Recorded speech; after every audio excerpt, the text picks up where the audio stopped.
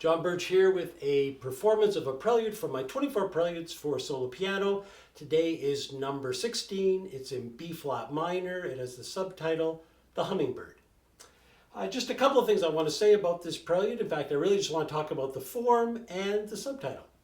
So the form is a structure that I've used in earlier preludes. It's a structure, in fact, that many composers are drawn to, in that I start off with a very recognizable idea. The theme is just 4 one-bar units that take the same pattern and move it to different chords.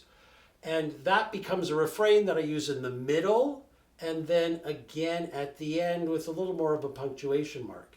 In between, I have digressions or expansions that take the material, move to a climax. Second one moves to an even bigger climax.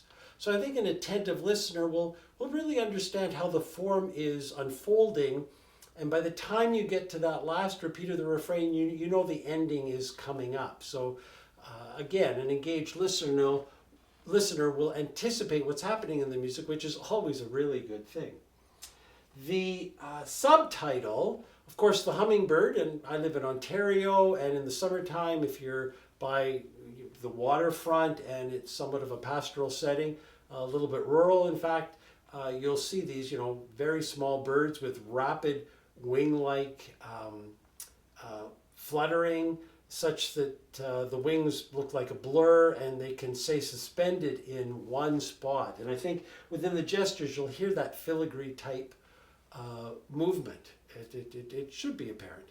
The other thing I would say, though, is the subtitle not only I think helps the listener get into the music, but in this case I think it really does inspire the performer to take a certain slant to the interpretation. In fact, when I added this subtitle, and I did it, maybe a year or two after I'd actually written the piece, it changed how I played it. I all of a sudden played it that much faster, really emphasizing the crescendos and diminuendos, really capturing the sort of finger-like attack that you want to just give the music a little more brilliance.